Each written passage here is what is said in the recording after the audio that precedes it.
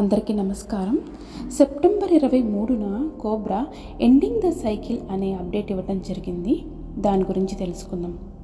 ఉత్తర టిబెట్లో underground బేసిస్లో ఉన్న Tibetan negative నెట్వర్క్ల యొక్క చివరి అవశేషం క్లియర్ చేయబడింది. ఈ నెట్వర్క్లను శాశ్వతంగా తీసివేయటం జరిగింది. ఇప్పుడు ప్రధానంగా ఉపరితల డార్క్ నెట్వర్క్లు మాత్రమే మిగిలి ఉన్నాయి. అవి ఇప్పుడు నెగిటివ్ అగార్థ యొక్క స్పిరిచువల్ సపోర్ట్ లేకుండా ఉన్నాయి. లైట్ ఫోర్సెస్ వాటిని ఇప్పటికిప్పుడు క్లియర్ చేయటం ఆపినప్పటికీ 7 సంవత్సరాల భౌతిక చక్రంలో ఉపరితల డార్క్ నెట్వర్క్ పూర్తిగా కూలిపోతుంది. అంటే మనం టర్నల్ యొక్క చివరి భాగం చేరుకున్నాం కాబట్టి గ్రహం యొక్క ఉపరితలంలోకి కాంతి ప్రవేశించగలదు. ప్లయిడియన్స్ ఇప్పుడు మళ్ళీ సోలార్ సిస్టంలో మరింత యాక్టివ్గా ఉన్నారు. వాళ్ళు వారి యొక్క వార్ ట్రామాని దాదాపుగా పూర్తిగా హీల్ చేసుకున్నారని తెలియజేశారు. దీని ఫలితంగా ఉపరితల లైట్ వర్కర్ల యొక్క పరిస్థితిని మెరుగ్గా అర్థం చేసుకుంటూ వారి పట్ల అన్కండిషనల్గా కంపాషన్ని పెంచుకున్నారు. ప్లానెట్ ఎక్స్ గురించి మెయిన్ స్ట్రీమ్ మీడియాలో ఇండైరెక్ట్ ఎవిడెన్స్లు వస్తున్నాయి.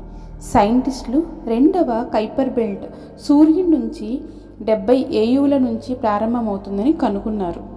ఇది ఎగ్జాక్ట్గా ప్లానెట్ ఎక్స్ యొక్క కక్షస్థానం. లర్కర్ డిసెంటాంగిల్మెంట్ ప్రక్రియ ఫుల్ ఫోర్స్తో కొనసాగుతుంది. సెప్టెంబర్ 27న చాలా ముఖ్యమైన ఆస్ట్రోలాజికల్ కాన్ఫిగరేషన్ ఉంది. ఇది 26,000 సంవత్సరాల చక్రం పూర్తి చేసే ప్రక్రియను ట్రిగ్గర్ చేస్తుంది. ఇది 1996 నుండి మొదటిసారిగా గ్రహం యొక్క ఉపరితలంపైకి ఆత్మిక్ స్పిరిచువల్ ఎనర్జీస్ని తీసుకువస్తుంది. ఇది యురేనస్ ప్లూటో మిడిల్ పాయింట్తో నెప్ట్యూన్ యొక్క ఎగ్జాక్ట్ కంజంక్షన్. ఈ కంజంక్షన్ 2025లో దారితీసే గొప్ప ఆస్ట్రోలాజికల్ కాన్ఫిగరేషన్ ప్రక్రియను ప్రేరేపిస్తుంది. ఇప్పటి నుంచి అక్టోబర్ చివరి వరకు మనము డీప్ స్పిరిచువల్ ట్రాన్స్ఫర్మేషన్ మరియు ప్యూరిఫికేషన్ ప్రక్రియలో ఉంటాము. ఆ సమయంలో నూతన పునరుజ్జీవనాన్ని ప్రారంభించడానికి ఒక ప్రేరణ స్పిరిచువల్ ప్లేన్ నుంచి వస్తుంది. ఈ కారణంగా కోబ్రా ఒక చిన్న వర్క్షాప్ని కండక్ట్ చేస్తున్నారు. ఇంకా కొన్ని సీట్స్ అవైలబుల్లో ఉన్నాయి. ఎవరైతే ఈ వర్క్షాప్కి వెళ్ళాలి అని గైడెన్స్ వస్తుందో వాళ్ళు ఈ వర్క్షాప్లో జాయిన్ అవ్వవచ్చు. డ్రాగన్ సోర్సెస్ తెలియజేస్తున్నది ఏమనగా, ఇప్పుడు మనం డార్క్ చేసే దాడుల కంటే ఎక్కువగా మన ఫ్రీక్వెన్సీని పెంచుకొని వాస్తవికత యొక్క చీకటి కోణాల నుంచి దృష్టిని మరల్చుకోగలము. డార్క్ ఎలాగైనా విచ్ఛిన్నం అవుతుంది. ఈ రీఫోకస్ అనేది మనం ట్రైన్ చేసే మజిల్ లాంటిది. ఇది ప్రాక్టీస్తోనే బాగవుతుంది. ఆ ప్రయోజనం కోసం వారు ఈ ప్రక్రియలో మనకు సహాయం చేయడానికి కాస్మిక్ బ్యాలెన్స్ రీస్టోర్డ్ అనే ధ్యానాన్ని విడుదల చేశారు. ఇప్పటి నుంచి నవంబర్ 22వ తేదీ మధ్య సమయం డ్యుయాలిటీ యొక్క చివరి ట్రయాంగులేషన్ సమయం. ఈ సమయం చాలా విషయాలను పూర్తి చేయడానికి తీసుకువస్తుంది. ఈ ప్రక్రియ భూమి యొక్క 2వ చంద్రుని ద్వారా శక్తివంతంగా చేయబడుతుంది. నవంబర్లో చాలా ముఖ్యమైన అలాగే శక్తివంతమైన సంఘటనలు జరుగుతాయి. నవంబర్ మొదటి అర్ధభాగంలో భౌగోళిక రాజకీయ సంక్షోభం తర్వాత ప్లూటో నవంబర్ 19న కుంభరాశిలోకి తన చివరి ప్రవేశం చేస్తుంది. ఇది ఏజ్ ఆఫ్ ఎక్వేరియస్లోకి అడుగుపెట్టింది అని చెప్పే పెద్ద సంకేతం.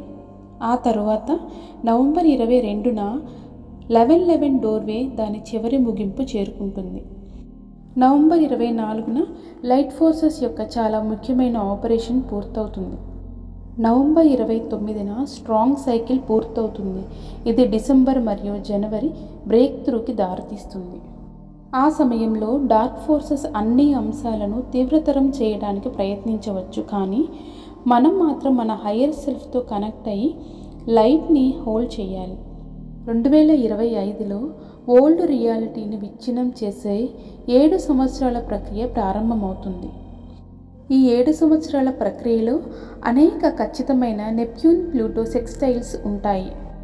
2032లో ఈ ప్రక్రియ ముగిసే సమయానికి ఒక ప్రసిద్ధ ఆర్థికవేత్త మార్టిన్ ఆర్మ్స్ట్రాంగ్ మనకు తెలిసిన విధంగానే ఈ వ్యవస్థ ఇకపై దీని ఉనికి ఉండదని అంచనా వేస్తున్నారు.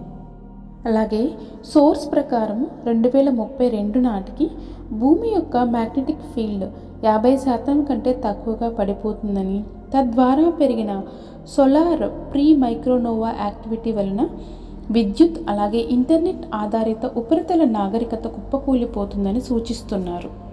ఈ సమాచారాన్ని బట్టి చూస్తే ఈవెంట్ 2032 వరకు లేట్ అవుతుంది అని కాదు, ఎందుకంటే ఈవెంట్ టైం ఇంకా క్లాసిఫైడ్గా ఉంది కాబట్టి చెప్పలేదు. Victory of the light. Thank you.